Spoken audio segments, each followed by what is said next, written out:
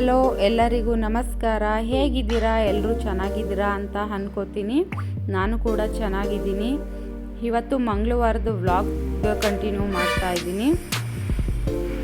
ಹಾಗೆ ಸಂಜೆ ಬಂದು 4 ಗಂಟೆ ಆಗಿದೆ ಆಲ್ರೆಡಿ. ನನ್ನ ಮಗ ಸ್ಕೂಲಿಂದ ಒಂದು 5 ಗಂಟೆಗೆಲ್ಲ ಬಂದುಬಿಡ್ತಾನೆ. ಹಾಗಾಗಿ ಅವ್ನು ಬರೋಷ್ಟೊತ್ತಿಗೆ ಸ್ವಲ್ಪ ಬಟ್ಟೆ ಎಲ್ಲ ಮಡಚಿ ಎತ್ತಿಟ್ಬಿಡೋಣ ಅಂತ ಅಂದ್ಬಿಟ್ಟು ಎತ್ತಿಟ್ಕೋತಾ ಇದ್ದೀನಿ.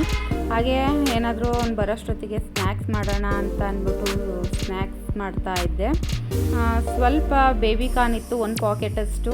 ಅದು ಸಾಕಾಗಲ್ಲ ಅಂತ ಅಂದ್ಕೊಂಡೆ. ಆಮೇಲೆ ಬ್ರಾಕೊಲಿ ಇತ್ತು ಮನೆಯಲ್ಲಿ, ಅದು ಎರಡೂ ಮಿಕ್ಸ್ ಮಾಡಿ ಮಾಡ್ಕೊಳ್ಳೋಣ ಅಂತ ಅಂದ್ಬಿಟ್ಟು ಬ್ರಾಕೊಲಿನೂ ಕೂಡ ಕಟ್ ಮಾಡ್ಕೊತಾ ಇದ್ದೀನಿ.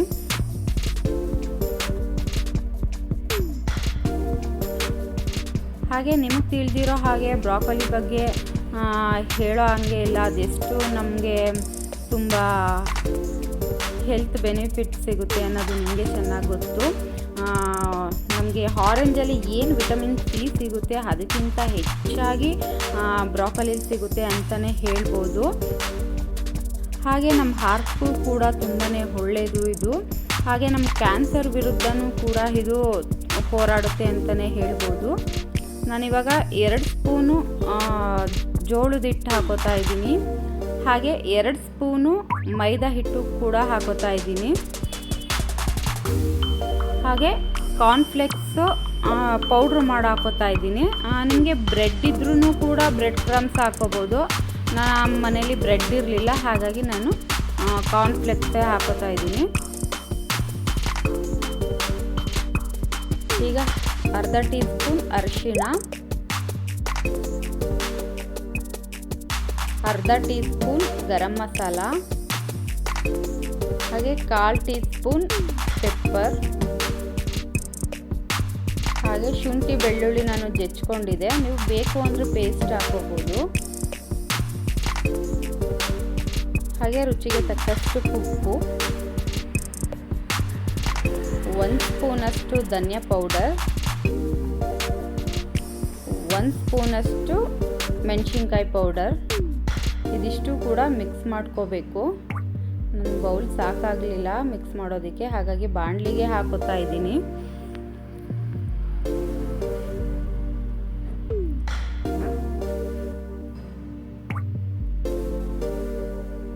ಬಾಣಲಿಗೆ ಹಾಕ್ಕೊಂಡು ಈಗ ಮಿಕ್ಸ್ ಮಾಡ್ಕೋತಾ ಇದ್ದೀನಿ. ಸ್ವಲ್ಪ ನೀರು ಹಾಕ್ಕೊಂಡು ಮಿಕ್ಸ್ ಮಾಡ್ಕೊಳ್ಳಿ, ಯಾಕಂದರೆ ತೆಳು ಮಾಡ್ಕೊಳ್ಳೋದಕ್ಕೆ ಹೋಗಬೇಡಿ. ತೆಳು ಮಾಡಿಕೊಂಡ್ರೆ ಎಣ್ಣೆಲಿ ಎಲ್ಲ ಬಿಟ್ಕೊಬಿಡುತ್ತೆ ಹಿಟ್ಟು. ಹಾಗಾಗಿ ಸ್ವಲ್ಪ ಮೀಡಿಯಮಾಗಿ ಗಟ್ಟಿಯಾಗೆ ಮಾಡ್ಕೊಳ್ಳಿ. ನಂಗೆ ಸ್ವಲ್ಪ ಹಿಟ್ಟು ಬೇಕು ಅಂತ ಅನ್ನಿಸ್ತು, ಅದಕ್ಕೋಸ್ಕರ ಸ್ವಲ್ಪ ಕಾರ್ನ್ಫ್ಲೋರ್ ಹಾಕ್ಕೊಂಡೆ.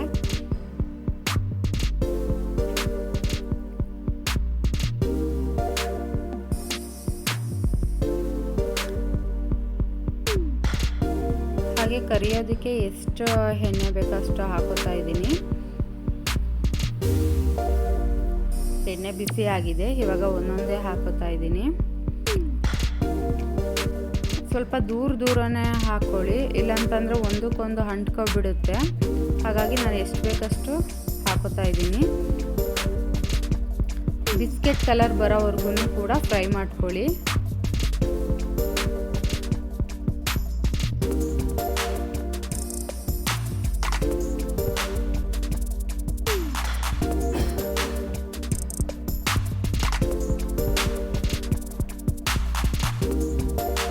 ನೋಡ್ತಾ ಇರ್ಬೋದು ಬಿಸ್ಕೆಟ್ ಕಲರ್ ಬಂದಿದೆ. ಇವಾಗ ಎತ್ಕೋತಾ ಇದ್ದೀನಿ ಒಂದು ಪ್ಲೇಟಿಗೆ.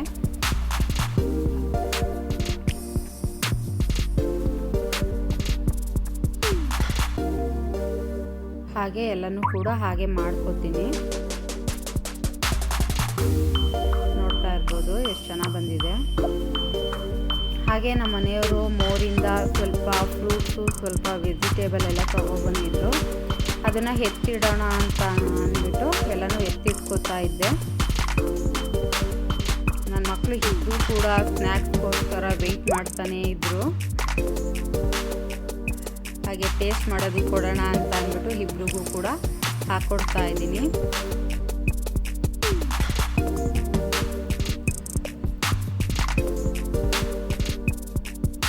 ಇಬ್ಬರು ಮಕ್ಳಿಗೂ ಈ ರೀತಿ ಏನಾದ್ರೂ ಕೊಟ್ರಂತೂ ತುಂಬ ಖುಷಿಪಟ್ಟು ತಿಂತಾರೆ ಅವರು.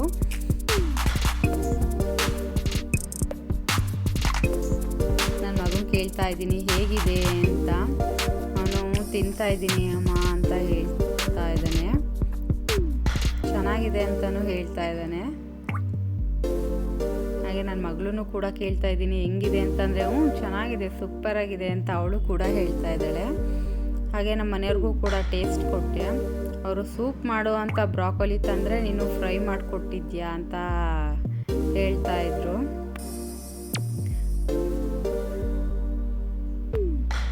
ಹಾಗೆ ನಾನು ಕೂಡ ಅಲ್ಲೇ ಜೊತೆಲಿ ಕುತ್ಕೊಂಡು ಟೇಸ್ಟ್ ಮಾಡ್ತಾ ಇದ್ದೆ. ಚೆನ್ನಾಗಿ ಬಂದಿತ್ತು. ನೀವೊಂದ್ಸಲ ಟ್ರೈ ಮಾಡಿ, ಕಾರ್ನ್ಫ್ಲೆಕ್ಸ್ ಹಾಕ್ಬಿಟ್ಟು ಚೆನ್ನಾಗಿರುತ್ತೆ. ನನ್ನ ಮಗನಿಗೆ FA2 ಟೆಸ್ಟ್ ನಡೀತಾ ಇತ್ತು. ಹಾಗಾಗಿ ಅವರ ಅಪ್ಪ ಅವನಿಗೆ ಹೇಳ್ಕೊಡ್ತಾ ಇದ್ರು.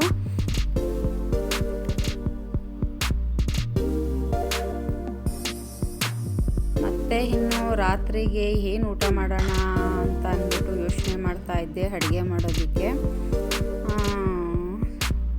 ಹಾಗೆ ಬೇಗ ಏನಾದ್ರೂ ಅಡುಗೆ ಮಾಡೋಣ ಅಂತ ಅಂದ್ಕೊಂಡೆ.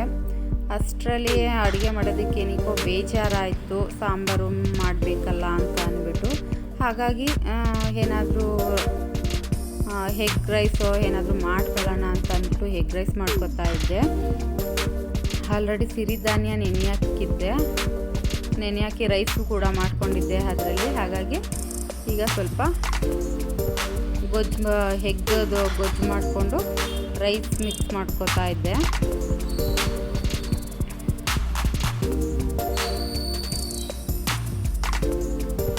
ನೋಡ್ತಾ ಇದ್ದೀರಾ ಅಲ್ವಾ, ಮಾಡ್ಕೊತಾ ಇದ್ದೆ. ಇವತ್ತಿನ ರೆಸಿಪಿ ನಿಮಗೇನಾದರೂ ಸ್ವಲ್ಪನಾದ್ರೂ ಕೂಡ ಇಷ್ಟ ಆಗಿದ್ದರೆ ಒಂದು ಲೈಕ್ ಮಾಡಿ, ಶೇರ್ ಮಾಡಿ, ಕಮೆಂಟ್ ಮಾಡಿ, ಹಾಗೆ ಸಬ್ಸ್ಕ್ರೈಬ್ ಮಾಡ್ಕೊಳ್ಳೋದಂತೂ ಮರಿಬೇಡಿ. Thank you.